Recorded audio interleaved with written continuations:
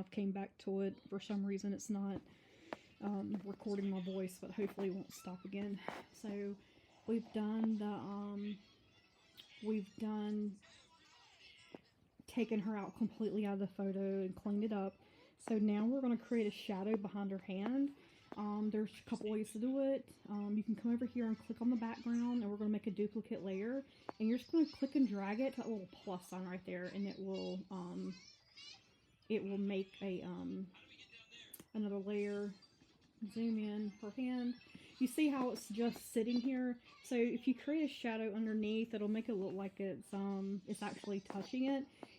So what we're going to do is I'm going to just grab a black brush. I'm going to take about that size, and I'm just going to put a little line. That's probably too big. Put one there. Put one there. Put one there. Come over here to the right. Turn the opacity down some, because her shadow's not going to be that dark. It'll look something like that. So that's one thing we can do. Turn the opacity up a little bit, or let's delete this layer. So click and drag it to the trash can. We could do it another way. I did this earlier today. So we're going to create another layer of her. So click on her, come down here to the plus sign, create another layer. Take the one underneath her, this one, and we're going to go to adjustment layers right here, and go to brightness. And we want it to just be on her and not the background, because think of this as layers like stacks of paper. So if we turn the brightness down, it's going to turn everything down underneath it, and that's not what you want. You just want the one layer underneath it. So you want to click this little button right here where the little hand is, and it will just go on her. And we're going to turn the brightness down all the way. So basically what it did is just turn her pitch black.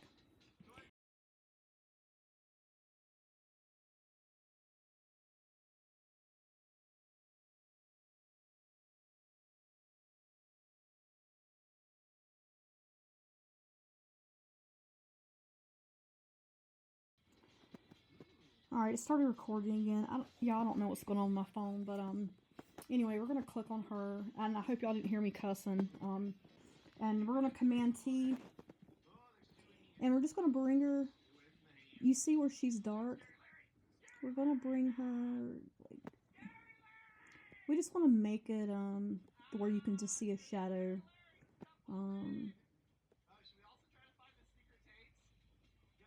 Probably about right there. And you know what? That is not all the way. Oh, we did turn it all the way down. That's fine. Let's bring her down a little bit, the opacity down, so to bring the shadow down a little bit. And there you got a shadow. But let's transform her again. I'm gonna bring that shadow up. Like right there. That'll be fine. Alright, so let's say we're gonna keep that, we're gonna keep moving. Alright. So she's got her shadow. And you know what's crazy? She already kind of blends in with it. So let me go ahead and tell y'all something real quick. And I'm going to try to say it fast because my microphone keeps deleting. Your original picture matters. I don't care what no one says. I have bought so much composite stuff, and like when I first started out, I was spending hella money, and I realized like I am not going to get the same results because my original picture don't look anything like some of the creators' original photos, and I was just out here just throwing money, and it wasn't until I upgraded my lens that I started to produce the same quality photos. Now, keep in mind that I had a crop sensor. Like, my first camera was a 70D, and that's a crop sensor camera. And it was just like a beginner's amateur camera. And then I went and got an L series lens. It was like a 135 millimeter 2.0.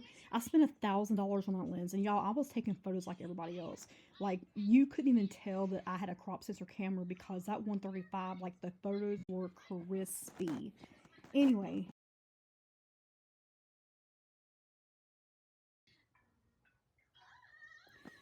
We are going to, oh, we're going to go ahead and flatten this image because I think I'm done with her as far as her editing. Someone asked how I changed the color of her. Hold on one second, y'all. My son is putting his foot on my computer. Hey, can you move your foot, please, sir? Hey, you keep your foot over there. Thank you.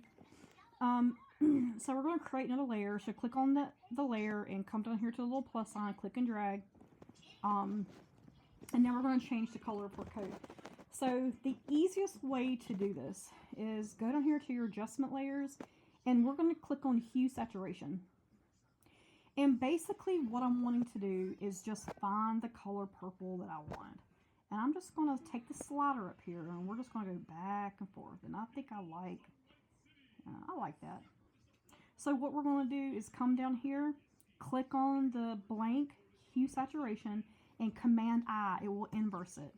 And we're going to come over here, get a brush, turn it white right here onto the left, and we are going to brush the purple on her jacket. So basically, make sure you're on this layer, and we're just going to brush it on.